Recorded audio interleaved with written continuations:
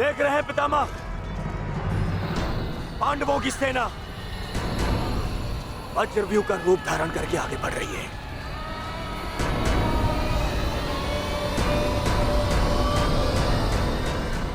पितामह, पितामह, सुन रहे हैं आप? याद भी है कि यहाँ क्या चल रहा है? पितामह, आप क्या कर रहे हैं? आप कौरवों की सेना के सेनापति हैं।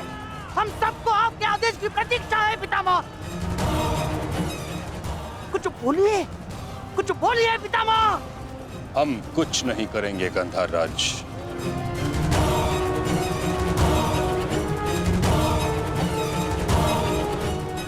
दुर्योधन,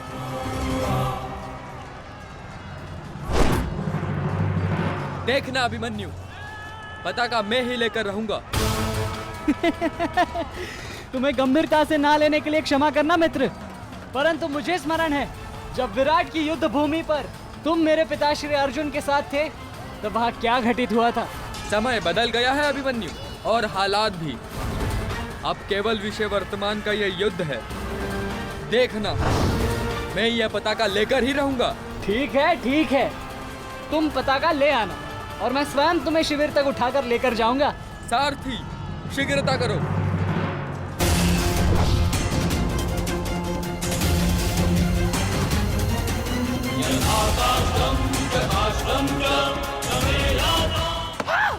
साथी, रथ को आगे बढ़ाओ, चलो।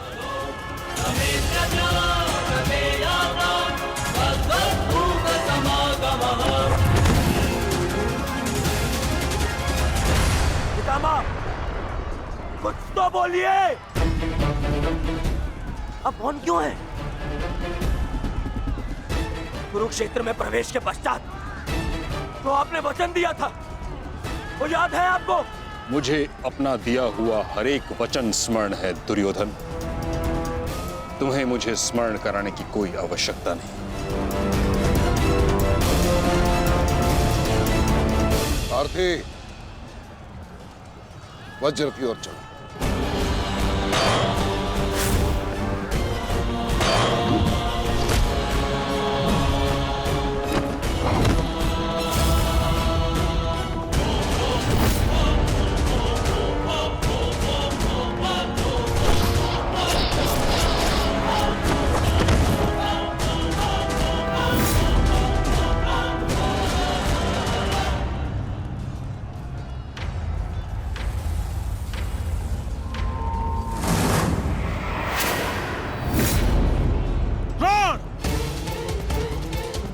तुम्हारे और मेरे बीच जो कुछ भी हुआ उसके लिए हम एक दूसरे को क्षमा कर चुके हैं, किंतु अब मेरे पास तुम्हारे साथ युद्ध करने का कोई भी कारण शेष नहीं है। कारण है द्रुपद, तुम्हारी पुत्री द्रौपदी का वस्त्र हरण।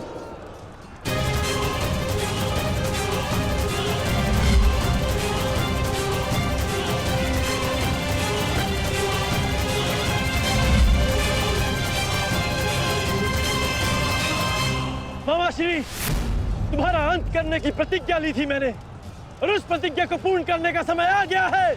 सावधान!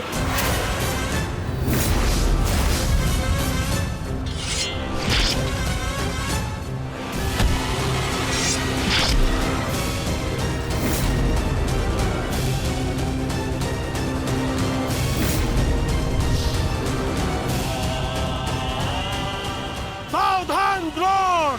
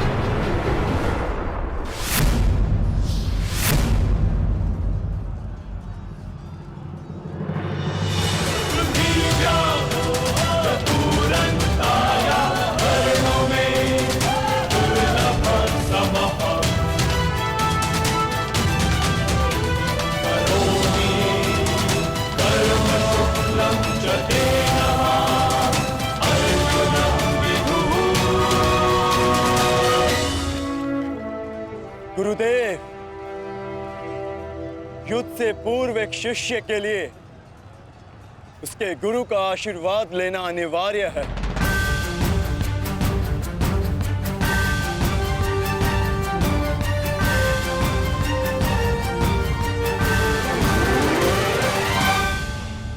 मेरा आशीर्वाद सदैव तुम्हारे साथ है अर्जुन। कभी अनुमान नहीं लगाया था गुरुदेव, जिससे युद्ध कला और धनुर्विद्या सीखी, एक दिन उसी के विरुद्ध इसका उपयोग करना पड़ेगा। तुम केवल अपने कर्तव्य का पालन करो अर्जुन। ये युद्धशाला नहीं, ये समस्त युद्ध भूमि है और यहाँ का हर एक विपक्षी केवल और केवल तुम्हारा शत्रु है अर्जुन।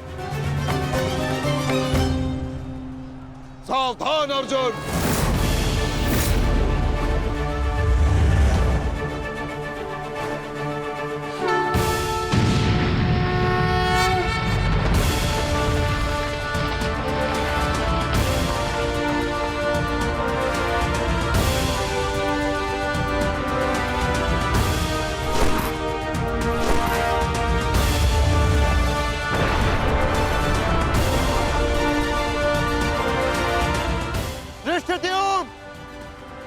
गुरु द्रोण अर्जुन के मार्ग में आ रहे हैं।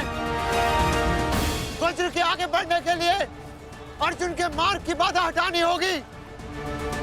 जाओ, जाके अर्जुन की सहायता करो, जल्दी।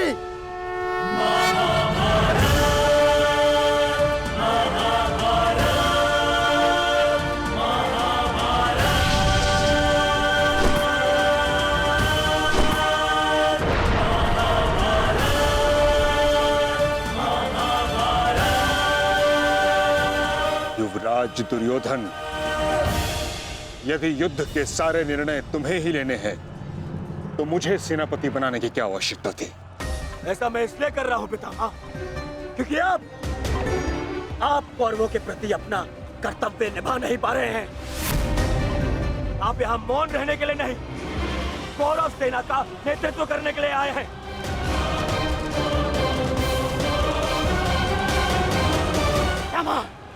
पांडव सेना हम पर हावी हो रही है और पांडव सेना पर आक्रमण करने के लिए आप हमें रणनीति क्यों नहीं बता रहे हैं?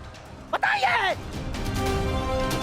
स्मरण है ना पितामह आपको, यदि दुर्योधन के रथ की पताका अर्जुन के हाथ में लग गई तो हम ये युद्ध हार जाएंगे महामहिम, हार जाएंगे। कुछ कीजिए।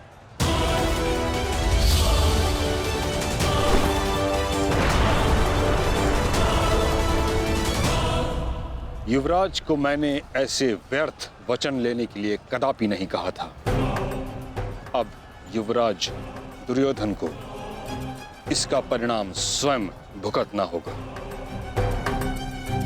और रही बात मेरे आदेश की, तो अभी आक्रमण में समय शेष है। ये कैसी बातें कर रहे हैं आप?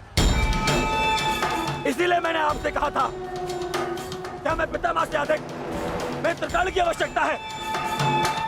अब देखिए क्या स्थिति हो गई है हमारी।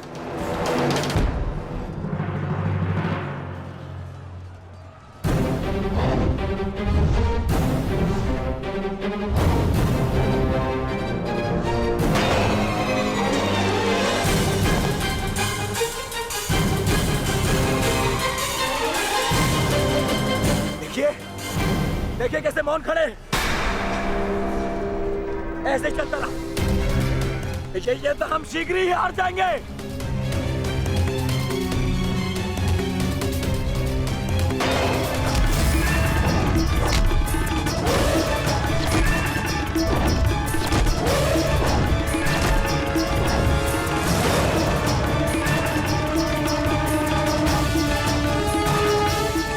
मेरे पिताश्री के पास जाकर पुनः युद्ध कला सीखो भीम। स्मरण हो रहा है कि प्रतिशोध की आग में तुम युद्ध कला भूल रहे हो। यदि तुम मेरे हाथों जीवित बचकर शोध थामा तो मैं अवश्य ऐसा करूंगा।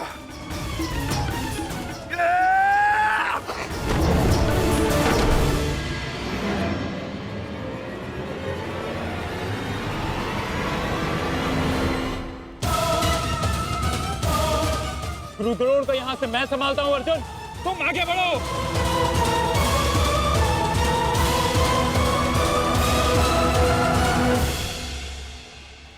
आगे बढ़ने का समय आ गया है पार्थ। द्रोणाचार्य के साथ युद्ध करके हमारा समय व्यर्थ हो रहा है। हमें अपने वज्र को उचित स्थान पर पहुंचाना अति आवश्यक है पार्थ।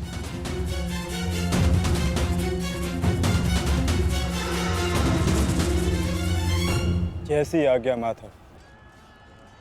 चलिए आगे बढ़िए।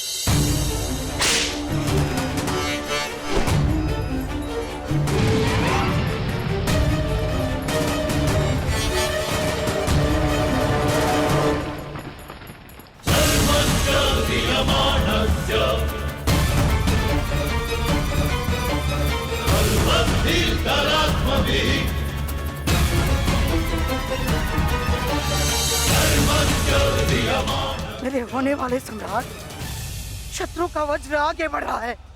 यदि हमने कुछ नहीं किया तो हमारे लिए समस्या उत्पन्न हो सकती है।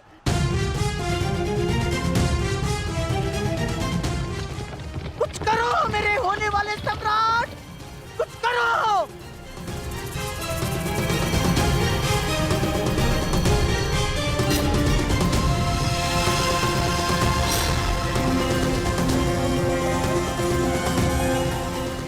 काश अभी मेरा मित्र मेरे साथ होता।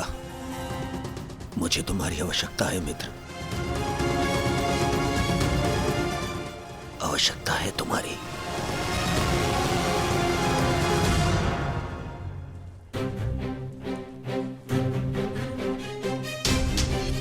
ये कैसी अनुभूति है? ऐसा प्रतीत हो रहा है जैसे मेरे मित्र को मेरी सहायता की आवश्यकता है।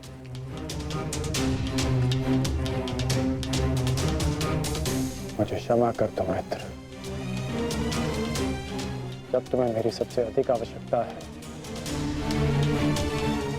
तभी मैं तुम्हारे साथ नहीं हूं।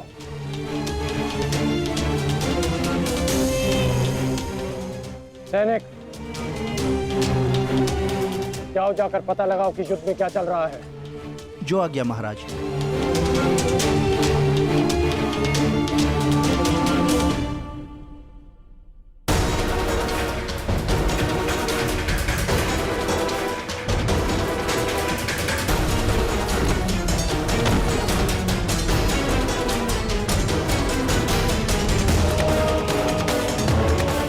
शत्रु बहुत निकट आ रहा है, बहुत निकट आ रहा है शत्रु।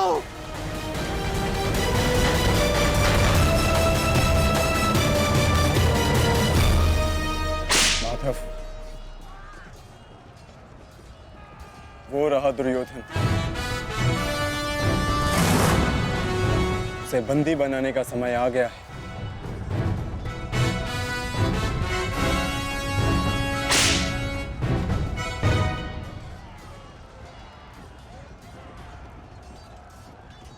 शत्रु निकट आ गए हैं दुर्योधन, आ गए शत्रु निकट। अब आक्रमण का समय आ गया है।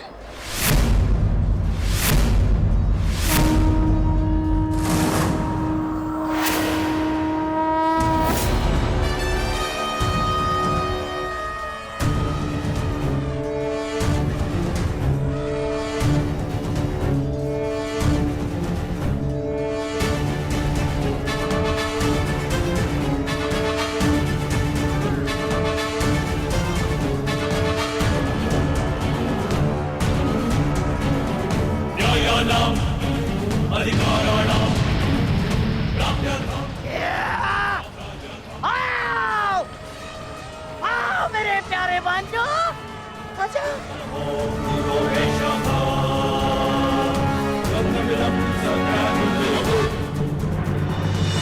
महामहिम भीष्म ने सर्वतोभद्र व्यूह की रचना की है महाराज। वो वज्र व्यूह को ध्वस्त करने का प्रयत्न कर रहे हैं। उस ओर से सेना का नेतृत्व कौन कर रहा है संजय? व्यूह को ध्वस्त करने का प्रयास कर रहे हैं। इस सेना की टुकड़ी का नेतृत्व कौन कर रहा है? कौन?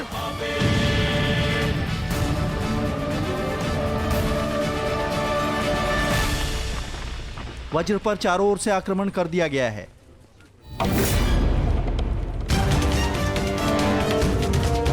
पितामह की सबसे प्रभावशाली तकनीक। और जो व्यूह का नेतृत्व कर रहे हैं वो हैं, मैं जानता हूं।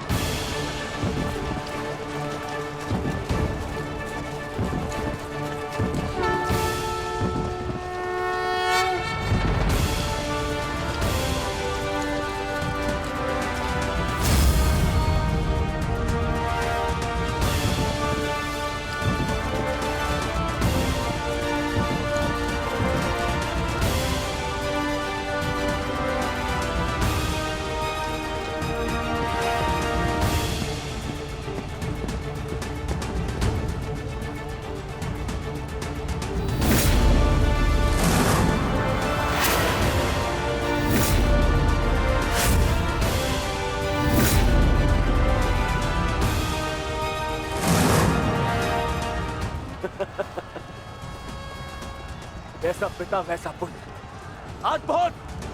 अद्भुत वृषसेन।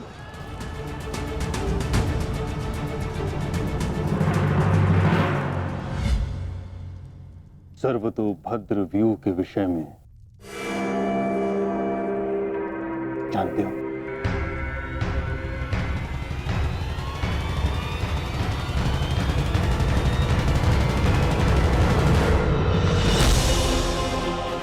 जी महामहिम, पिताश्री ने आपकी इस रणनीति के विषय में अवगत कराया था।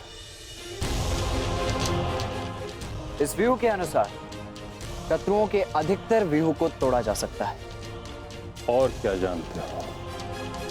इस रणनीति के अनुसार एक ही समय में चारों ओर से शत्रु व्यूह पर आक्रमण किया जाता है और सेना को छिन्न भिन्न करते हुए मध्य तक पहुंचा जाता है ताकि शत्रुओं को कहीं से कोई सहायता न मिल सके। परंतु सेना का नेतृत्व केवल एक कुशल योद्धा के हाथों में होना चाहिए। और वो योद्धा ऐसा हो शत्रु जिसका अनुमान ही न लगा सके। उसकी युद्ध शैली कभी पहले देखी न गई हो।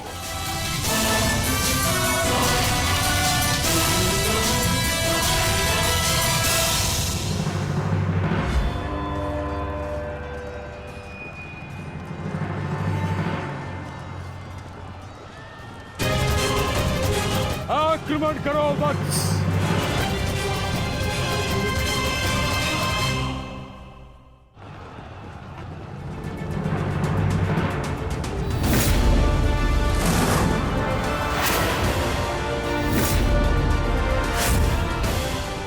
सत्य कहा दुर्योधन, सत्य कहा तुमने। जैसा पिता वैसा पुत्र वृषसेन। अद्भुत योद्धा है वृषसेन। कर्ण नहीं है तो क्या हुआ, वृषसेन है ना हमारे पास। वृषसेन लड़ो।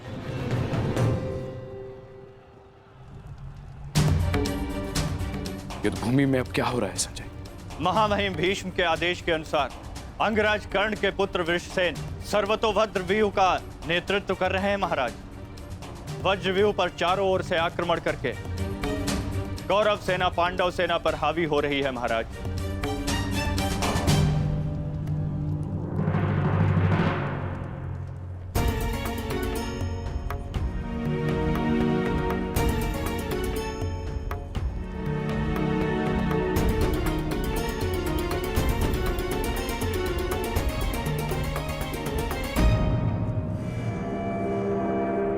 जब तक मैं युद्ध भूमि में हूं तब तक कर्ण युद्ध भूमि से दूर रहेगा।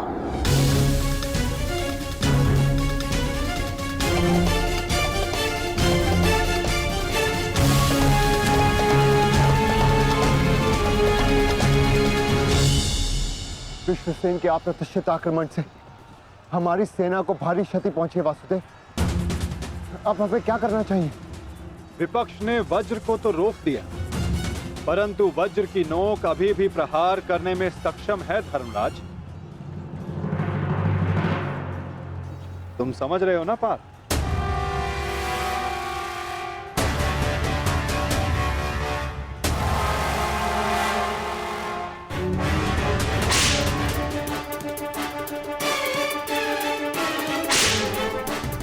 ये क्या कर रहा है? तुम्हारी मूर्खता का लाभ उठा रहा है दुर्योधन। अर्जुन वज्रव्यूह को त्याग आगे बढ़ रहा है। हमने उनके वज्रव्यूह को तो निष्क्रिय कर दिया है दुर्योधन, परंतु अर्जुन ये जानता है कि तुम्हारे रथ पर लगी पताका यदि उसके हाथ लगी तो यह युद्ध समाप्त हो जाएगा। इसलिए उसका लक्ष्य केवल तुम हो। वो सब छोड़िए पितामह, अर्जुन को रोकने का उपाय सोचिए। इसका उपाय है मेरे पास। पार्थ, वो देखो, गंगा पुत्र तुम्हारी ओर तुम्हें रोकने आ रहे हैं। उनसे द्वंद्व करके हमारा समय व्यर्थ होगा और सूर्यास्त होने में बस कुछ ही समय शेष है पार्थ।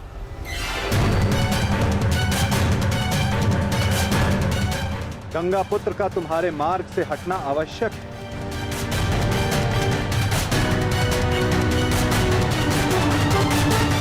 संकेत भेजो पार्थ कि कोई और इन्हें रोकने आ सके। शीघ्रता करो। परंतु पितामह से द्वंद्व करेगा कौन? जब योद्धा समक्ष प्रस्तुत होगा तब आपको ज्ञात हो जाएगा धर्मराज।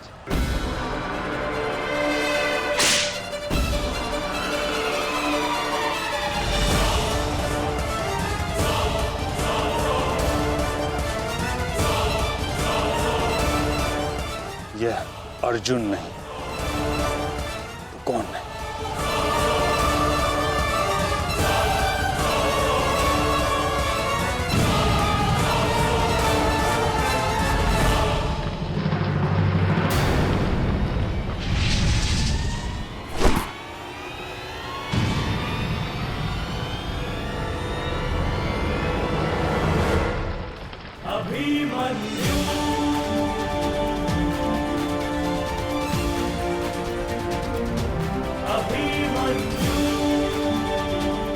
अभिमन्यु?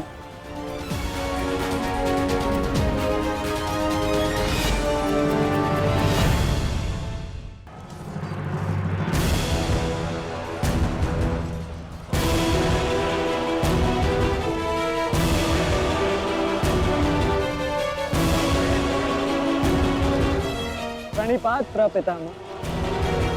कल्याण हो पुत्र।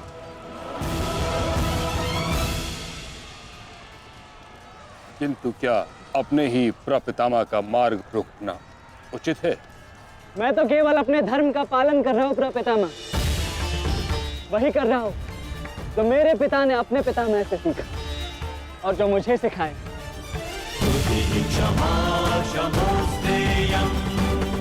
उचित कहा पुत्र। यह युद्ध ही ऐसा है, यह भूमि ही ऐसी है। यहाँ द्वंद्व के पालन हेतु अपनों के साथ ही द्वंद्व करना पड़ रहा है।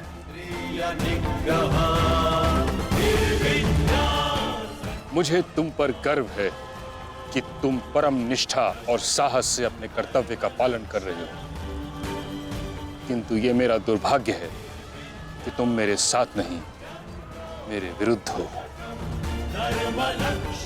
और इसी कारण आपके प्रहार को रोकना मेरा कर्तव्य बन जाता है प्रपितामह।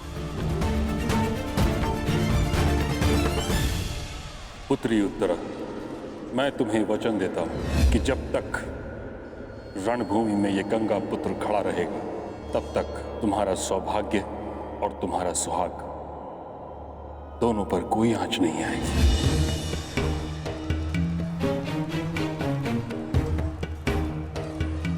स्नेह और प्रेम के अतिरिक्त तुम्हें देने के लिए मेरे पास कुछ भी नहीं,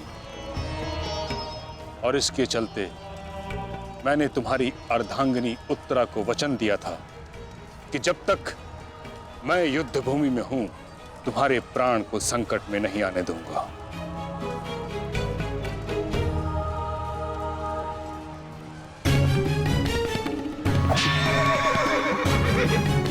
ये क्या कह रहे हैं पितामह? ये युद्ध है और ये हमारा शत्रु, इसकी रक्षा नहीं करनी है, आपको इसका वध करना है। मुझे भली भांति स्मरण है दुर्योधन कि मुझे क्या करना है और क्या नहीं। तुम्हारी ओर से युद्ध करना मेरा कर्तव्य है, परंतु किसका वध करना है और किसका नहीं, यह मेरा निजी अधिकार है। पितामह, यदि आप इसी प्रकार पांडवों के मोह और वचनों से बंधे रहेंगे तो हम ये युद्ध हार जाएंगे पितामह। और यदि ऐसा हुआ तो उसके दोषी केवल आप और आपके ये वचन होंगे। मेरे सामने से चले जाओ पुत्र। क्षमा कीजिए पितामह, इस प्रकार मेरे प्रति आपका प्रेम भाव आपको मुझ पर आक्रमण करने से रोक रहा है, उसी प्रकार मेरे परिवार के प्रति ये मेरा कर्तव्य है कि मैं आपको आगे बढ़ने ना दूं। मैं तुमको क्षति नहीं पहुंचा सकता पुत्र, परंतु इसका अर्थ ये नहीं कि मैं आगे नहीं बढ़ सकता। सारथी, साधु पुत्र, किंतु अगली बार मत चूकना। प्रपितामह, या तो द्वंद्व कीजिए या समर्पण कीजिए।